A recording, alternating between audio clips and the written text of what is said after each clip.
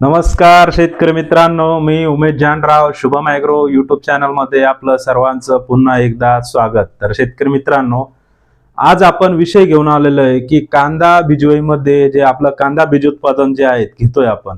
तर ह्या कांदा बिजवईमध्ये आपण कांदा जे आपलं बिजवई आहे, तर याच्यामध्ये आपण फुटव्याची संख्या कशी वाढवली पाहिजे आणि फुटव्याची संख्या वाढवल्यामुळे आपल्याला आपल्या कांदा बिजवईमध्ये काय फायदा होतो, तर हे आपण पुढच्या व्हिडिओमध्ये कदाचित सांगू. पण बऱ्याचशा शेतकरी मित्रांचे फोन होते आणि मेसेज होते की सर एक व्हिडिओ नाही का आपला कांदा बिजवईमध्ये जे फुटवे वाढतो आपण, तर फुटवे वाढवण्यासाठी आमच्या बिजवईमध्ये फुटवे वाढत नाही, तर त्याला फुटवे वाढवण्यासाठी आपण काय केलं पाहिजे त्याच्यावरती एक व्हिडिओ बनवा. तर शेतकरी मित्रांनो, आज आपण स्पेशल त्याच्यावरतीच नाही का व्हिडिओ बनवतोय, दुसरा त्याच्यात कुठलाही मुद्दा असणार नाही. तर मित्रांनो, व्हिडिओ फक्त लक्षपूर्वक बघा आणि काही त्रुटी वाटल्यास तर सांगा आणि काही अडचण असेल तर निश्चित कमेंटमध्ये नाही का आपला सांगा की काही प्रॉब्लेम असेल तर. आणि नंतर शेवटी आपण नंबर पण देणार आहे, त्याच्यात पण तुम्ही जर काही प्रॉब्लेम असेल तुम्हाला तर तुम्ही निश्चित विचारू शकता.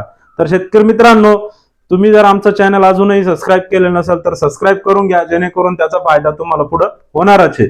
तर शेतकरी मित्रांनो, सगळ्यात आधी जर आपल्याकडे ड्रिपची व्यवस्था नसेल, आपला कांदा जर आपण बिजवई जो आहे तर ही पाट पाण्यानं किंवा दांड पाण्यानं जे म्हणतो आपण, तर याच्यावर आपण जर त्या पद्धतीने पाणी देत असाल आणि आपल्याकडे जर कधी बिजवईला ड्रिप ठिबक सिंचनची व्यवस्था नसेल, तर मग अशा वेळेस आपण काय करायचं, कोणते कोणते पर्याय नाही का आपण त्याचा अवलंब करायचा आहे की जेणेकरून आपल्या कांदा बीज उत्पादन मध्ये आपल्याला जास्तीत जास्त फायदा होईल आणि जास्तीत जास्त फुटवे निघल. तर शेतकरी मित्रांनो, सगळ्यात आधी आपण काय करायचं माहिती का, ज्यावेळेस आपण लागवड करतो तर त्यावेळेस आपण सिंगल सुपर फॉस्फेट जे SSP म्हणतो आपण, पावडर दाणेदार जे म्हणतो, दाणेदार म्हणतात बरेचसे जण, काही भागामध्ये त्याला सिंगल सुपर फॉस्फेट पण म्हणतात. तर हे लागवडीच्या वेळेस शक्यतो वापरायचं आहे. लागवडीच्या वेळेस तुमच्याकडून शक्यतो वापरल्या गेलं नसेल तर त्याचा नंतर थोडासा वापर करू शकता, पण थोडं कमी प्रमाणात वापरा आणि जेणेकरून आपल्या कांद्याच्या पातीवर पडणार नाही याची काळजी घेऊ शकता. त्याच्यानंतर दुसरा ग्रेड आहे, तर आपण DAPचं प्रमाण या ठिकाणी वापरू शकतो. त्याच्यामध्ये डाय अमोनियम फॉस्फेट आहे. त्याच्यामुळं आपल्या कांद्याच्या बिजवईमध्ये नाही का ही जी फुटवे आहेत, तर हे फुटवे ज्याला आपण गोंडे म्हणतो, तर हे गोंडे वाढण्यासाठी आपल्याला DAPचा अतिउत्तम नाही का चांगला पर्याय आहे. त्याच्यानंतर दुसरा अजून एक खत आहे, ग्रेड जो आहे तर 20-20-013. 20-20-013 हा पण ग्रेड आपण नाही का भर खते देण्याच्या वेळेस, आपण ज्यावेळेस भर खते देत आहोत तर अशा वेळेस जर आपण वापरला तर आपल्याला निश्चितच त्याचा फायदा होऊ शकतो. त्याच्यानंतर पुढचा जो ग्रेड आहे शेतकरी मित्रांनो, 12-32-16, हा पण ग्रेड खूप चांगला आहे, छान आहे. याच्यामुळे पण तुमच्या कांदा बियाण्यामध्ये, कांदा बिजवईमध्ये नाही का तुम्हाला चांगल्यात चांगला फुटवा नाही का हा ग्रेड पण तुम्हाला काढण्यासाठी चांगला मदत करतो. त्याच्यानंतर अजून एक हे जर तुम्ही दाणेदार खत भर लावत्या वेळेस जर तुम्ही जर दिले तर याचा अजून कार्यक्षमता वाढवण्यासाठी, याची कार्यक्षमता अजून दुप्पट करण्यासाठी त्याच्यात तुम्ही अजून एक जैविक जे ग्रेड आहे तर PSB आणि PSB जे आहे तर हे तुम्ही वापरू शकता. हा जर PSB जे जैविक मध्ये बॅक्टेरिया येतात हे जर वापरलं तर हे जे दिलेले दाणेदार खते तुमचे, तर याचा परिणाम अजून तुम्हाला चांगला दिसून येतो.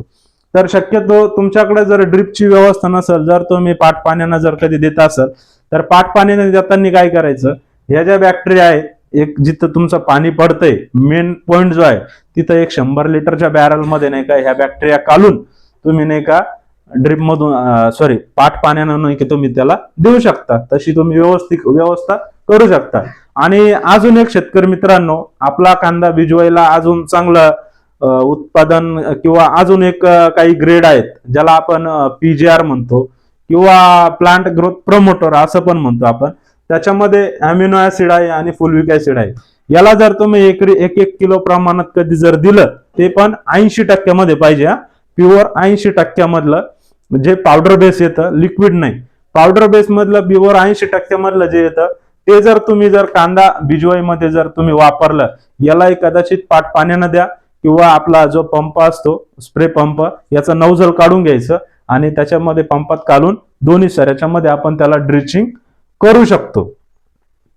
तर शेतकरी मित्रांनो, हा झाला आपला जो पाट पाण्याचा जो पाट पाण्यानं जर आपण पाणी देत असेल, आपल्याकडे जर ठिबक नसेल, ड्रिप नसेल, तर त्यावेळेस नाही का हा पर्याय आपण अवलंबू शकतो. त्याच्यानंतर दुसरं आहे ड्रिप खत. आता ड्रिपचे खत कसे आहे माहिती आहे का? जर आपल्याकडे आता ड्रिप आहे, ज्या शेतकऱ्यांची बीजवाई थोडीशी मोठी होऊन आलेली आहे आणि त्यांना थोडस इन्स्टंट रिझल्ट पाहिजे, तात्काळ जे आपण परिणाम म्हणतो ना, तर त्या शेतकऱ्यांनी आपल्याकडे ग्रेड आहेत अजून 1261 पण तुम्ही देऊ शकता. 1261 मुळे पण चांगली फुटव्याची संख्या निघते. त्याच्यानंतर आहे पुढचा ग्रेड आहे 10-54-10. 10-54-10 ना सुद्धा नाही का जबरदस्त असे फुटवे निघू शकतात. त्याच्यानंतर पुढचा ग्रेड आहे 17-44-0. हा पण ग्रेड खूप चांगला आहे. याचा पण वापर करून नाही का आपल्या कांदा बिजवाईमध्ये आपण नाही का फुटव्याची संख्या वाढवू शकतो. त्याच्यानंतर आहे 14-48. 14-48 पण खूप जबरदस्त आहे. त्याच्यामुळं पण नाही का आपल्याला बिजवाईच्या फुटव्याची संख्या आपण वाढवू शकतो. त्याच्यानंतर आहे 13-40-13. 13-40-13 हा ग्रेड असा आहे शेतकरी मित्रांनो, जर तुमची कांदा बिजवाई थोडीशी पुढे जरी गेलेली असेल, पुढं म्हणजे आता उशीर झाला, आपल्याला असं वाटलंय की आता आपल्या बिजवाईमध्ये खूप उशीर झाला, कदाचित तुम्ही व्हिडिओ लेट बघत असाल आणि त्यावेळेस तुमच्या कांदा बियाण्याला कुठंतरी डोले काय म्हणतात त्याला, दांडे निघणं चालू असेल. प्रत्येक भागाभागामध्ये फरक आहे, कारण की कांदा बीजोत्पादन हे फक्त एकट्या संभाजीनगर जिल्ह्यापुरतं किंवा एकटा जालना जिल्ह्यापुरतं किंवा एकट्या वाशिम, बुलढाणा असेल, जळगाव असेल याच्यापुरतं मर्यादित नाही. महाराष्ट्रभर याचं नाही का जाळं पसरलेलं आहे. तर शेतकरी मित्रांनो, जर तुम्हाला असं वाटलंय की आता आपल्याकडून गोंडे निघत आहे आणि मग आता फुटवे काढून आपल्याला काही फायदा होईल का, तर शेतकरी मित्रांनो, निश्चितच माझ्या अनुभवानुसार तुम्हाला सांगतो की निश्चितच नाही का तुम्हाला त्याचा फायदा होऊ शकतो. याच्यात फक्त तुम्ही 2 ग्रेड वापरणं गरजेचं आहे. त्यावेळेस एक 10-54-10 आणि 13-40-13. याच्यामुळे काय होईल माहिती का, तुमच्या पिकाला नत्राचं प्रमाण पण भेटन, फॉस्फरस पण भेटन आणि पक्वतेचा अवस्था शेवट थोडा असल्यामुळं तुम्हाला नाही का 13-40-13 पण 13-40-13 मुळे काय होतं, तुमचं पोटॅश पण भेटतं, पालाश पण मिळतं. तर शेतकरी मित्रांनो, जर कधी असे जर तुमच्या प्लॉटला बिजवाईवरती जर असे आलेले दांडे आलेले त्याला आणि वरती हे फुलाचे गोंडे आहे समजा, बरोबर, तर मग अशा परिस्थितीमध्ये तुमच्या प्लॉटवरती नाही का पुन्हा डबल तुम्ही फुटवे काढू शकता का? बऱ्याचशा शेतकऱ्यांचा प्रश्न, 80% ते 90% शेतकऱ्यांचा प्रश्न येईल की आता आपण काढू शकत नाही आणि आता त्याचा काही फायदा होणार नाही. तर शेतकरी मित्रांनो, तुमचं पण बरोबर आहे कदाचित, पण माझ्या अनुभवानुसार सांगतो की अशा कंडिशन मध्ये जर असेल तर तुम्ही जर इथं कधी 13-40-13 किंवा 10-54-10 जर दिलं तर याच्यामधून असं थोडस कांद्याची पाती नाही का निघायला सुरुवात होतं साईडना. कधी जर तुम्ही फॉस्फरस लेवल कधी जर वाढवली तुम्ही, तर याच्यामधून पण असे थोड्या कांद्याच्या पाती नाही का निघायला सुरुवात होती आणि मग त्याच्यामधून नाही का आपल्याला असे छोटे छोटे छोटे छोटे बारीक डोंगळे दांड्याचे जे पिल्ल आहेत ते नाही का निघायला सुरुवात होते आणि तिथं त्याला पुन्हा फुलं यायला, हे दांडे आल्याच्या नंतर काय होते, मग तिथं त्याला फुलं यायला नाही का सुरुवात होते. पण ते छोटे असतात. फक्त याचा प्रॉब्लेम काय आहे की हे जे आलेले जे दांडे असतात ना, हे थोडे हार्वेस्टिंगला जे तोडण्यासाठी जे म्हणतो आपण, तर याचा थोडेसे पक्वता उशिरा होते. मग तोपर्यंत आपण हे जे आहेत हे कदाचित थोडेसे निभरून जात्या किंवा याच्यामध्ये बियाणं भरून जातं आणि हे आधीचे जे आहेत हे थोडे लवकर तोडण्यासाठी येतात आणि हे येतं थोडे उशिरा येतात. मग याच्यासाठी शेतकरी मित्रांनो, आपण एकच करू शकतो की आपल्या कांदा बिजवाईमध्ये नाही का जे आपण दोरी बांधणं किंवा तार बांधणं, बिजवाईची बांधणी करणं हे खूप गरजेचं आहे. त्याचा फायदा एक असा आहे की आपल्या बिजवाईमध्ये जर गवत झाला असेल तर मग आपल्याला गवत काढण्यासाठी जर कदाचित आपल्याला काही खत थोडंसं फेरफटका मारायचा असेल किंवा पोलन करायचं असेल तर अशा वेळेस नाही का आपण त्याचा फायदा होऊ शकतो. आणि आपण कधी पण बिजवाईची जी तोडणी करतो ना, गोंडे ज्या वेळेस तोडतो, फुलं ज्या वेळेस तोडत असतो, तर हे कधीच आपण एक वेळेस नाही का एकाच वेळेस तोडत नाही. त्याच्यामध्ये किमान आपल्या 2 ते 3 नाही का तोडे होत असतात.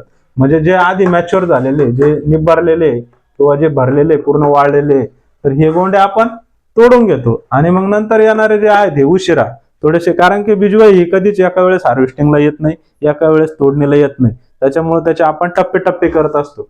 तर मग अशा वेळेस आपण ज्यावेळेस प्लॉटची बांधणी करतो ना, तर ही तारीची बांधणी करत असतो आपण. असे हे वायर रोप लावलेले असतात आणि इथं काही बांबू वगैरे आपण लावलेले असतात त्याला. तर मग त्याचा फायदा एक होतो की ज्यावेळेस आपण चालतो ना, तर आपल्या हाताने पायाने हे जे दांडे आहेत तर हे मोडत नाही. हे असे एक सोबत असल्यामुळं नाही का आपल्याला तोडण्यासाठी थोडंसं सोपं जातं. आणि त्याचा एक फायदा होतो की आपले दांडे जर हे आडमध्ये जर मोडले तुटले तर मग ते कवळे राहून जातात, त्याचं बियाणं पूर्ण भरत नाही आणि त्याचं वजन पण भेटत नाही आपल्याला. आणि त्याचा परिणाम असा होतो की आपलं जर्मिनेशन, कवळं बियाणं आपल्या चांगल्या बियाणामध्ये गेल्यामुळे त्याच्या जर्मिनेशनवर पण त्याचा परिणाम होतो. तर ह्या गोष्टी होऊ नये याच्यासाठी आपल्याला नाही का हा प्लॉट बांधणी खूप गरजेचा असतो. आणि त्याचा निश्चितच आपल्याला बांधणी केल्याच्या नंतर माझ्या तरी मते आपण 20 ते 30% आपल्या उत्पादन वाढीमध्ये नाही का त्याचा 100% नाही का आपल्याला त्याचा फायदा होतो. तर शेतकरी मित्रांनो, हा होता आजचा व्हिडिओ. तर मित्रांनो, आमचा व्हिडिओ तुम्हाला कसा वाटला नक्कीच आम्हाला कमेंटमध्ये सांगा. आणि व्हिडिओ आवडला तर व्हिडिओला लाईक करा. शेतकरी मित्रांनो, अजून जर तुम्हाला काही समस्या असेल तर निश्चितच खाली दिलेल्या नंबरवरती तुम्ही कॉन्टॅक्ट करू शकता. फक्त कॉन्टॅक्ट करताना सकाळी 9 ते 5 या वेळेतच नाही का, सकाळी 9 ते सायंकाळी 5 या वेळेतच कॉन्टॅक्ट करायचा शक्यतो. तर शेतकरी मित्रांनो, अजून आपण येणाऱ्या काळामध्ये आपल्या बिजूला जर जास्त फुटवे कसे राहिले तर आपण किती क्विंटल पर्यंत एकरी उत्पादन घेऊ शकतो तर त्याच्यावर पण व्हिडिओ बनवणार आहे. तर शेतकरी मित्रांनो, चला भेटूया आपण इथेच थांबू. तोपर्यंत नमस्कार.